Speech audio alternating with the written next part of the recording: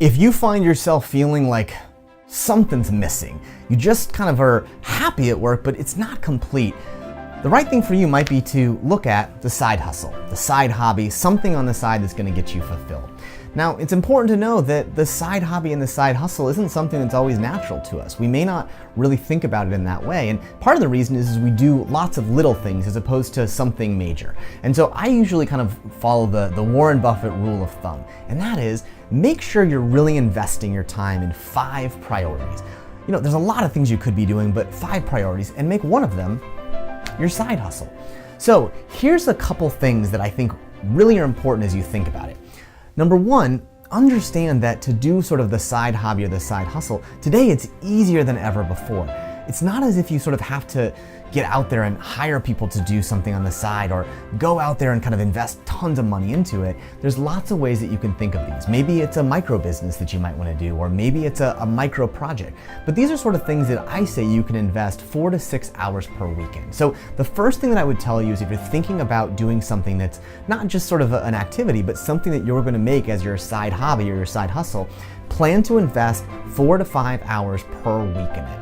For Faaiz, you saw that he winded up sort of starting these micro businesses, and really now he's investing more and more in this idea of doing a podcast. Podcast is called the Micro Business Podcast. On it, I just feature entrepreneurs, and some episodes in the future it's going to be me talking. Mm-hmm. And the goal is to kind of, since the website's called Micro Business Labs, is to experiment different micro business in the future and kind of give my take on it. So, like, one of my main new ideas I'm going to do is testing out a AI chatbot micro business. So, cool. Kind of document through that. And I love it. Something that he's going to invest time in. It's going to take him energy and work to do it, but that is how he has given himself something on the side that can make him fulfilled as he figures out where his career goes.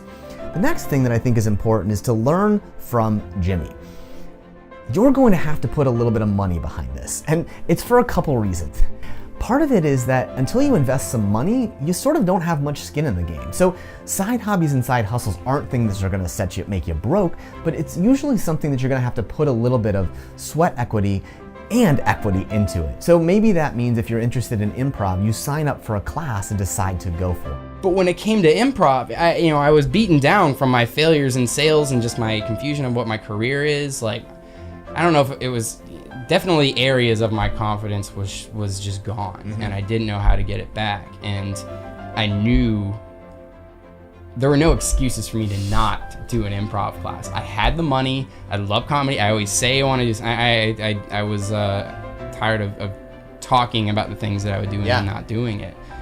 And I almost didn't do improv. Or maybe if it's something that you want to, as Jimmy's doing now, turn this interest into a podcast, you're gonna have to put some money aside in order to buy some equipment and to do some editing work.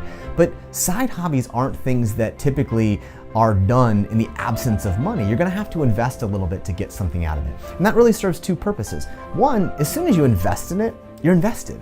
It winds up meaning you're gonna do it. But secondarily, you sort of get out what you put into it. And so investing in something that you're creating will just help you get more out of it.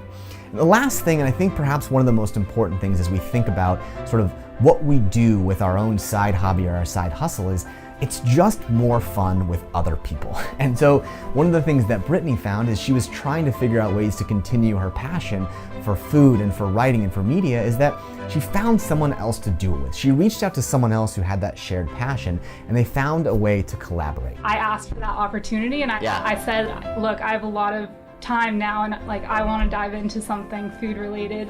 She's working full time for a food design company. Ah, cool.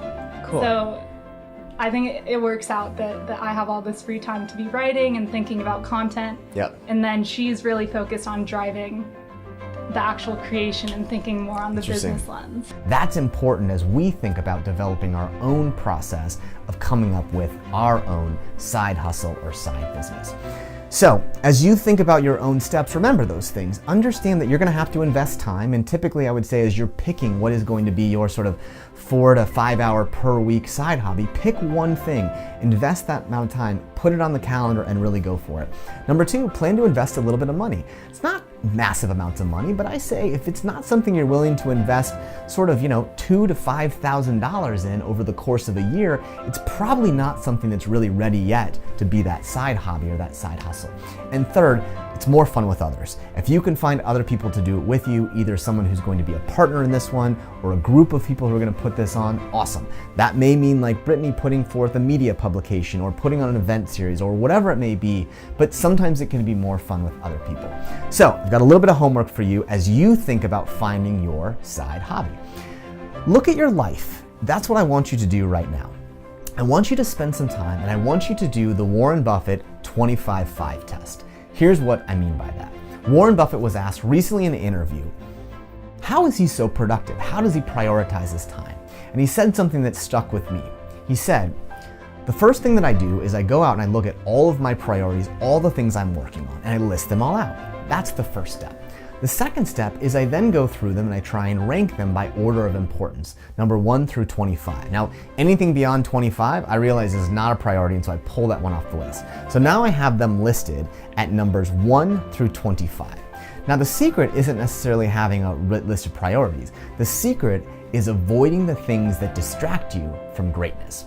Now, what he said is that the things that are number 6 through 25 distract you from the greatness of the things you could do in numbers 1 through 5. So that's what your homework is to do, is start out by thinking about your priorities and listing what they are. What are the activities you're doing? And then see if you can identify one of them that you're willing to put 4 to 6 hours in per week, that you're willing to spend $5,000 in the next year, and you think that you can find someone to work with. I'd love to hear what you come back with. Send me an email at eric@erickoester.com, and I want to hear how you're going to approach a side hobby for the next year. That's kind of the important thing. What can you invest some time in that's really going to be a priority for you? You're going to put a little money behind it and hopefully bring some other people along, because that's really the magic of finding your side hobby and your side hustle. Remember, it's impossible to be fully satisfied from just your job or just your home life. Oftentimes we need one more thing. There's this idea that we call the third place, which is sort of a third place in our life besides work and home where we find fulfillment. Maybe for you that's in esports and video games. Maybe for you that's in a sport or a hobby. Maybe that's in sort of a skill, learning a foreign language, whatever it is. But I think the important thing is that we sometimes will sort of tackle too many things as opposed to just investing in one side hobby, one side hustle. So look for those 3 things. Where are you willing to invest your time, your money, and bring other people together?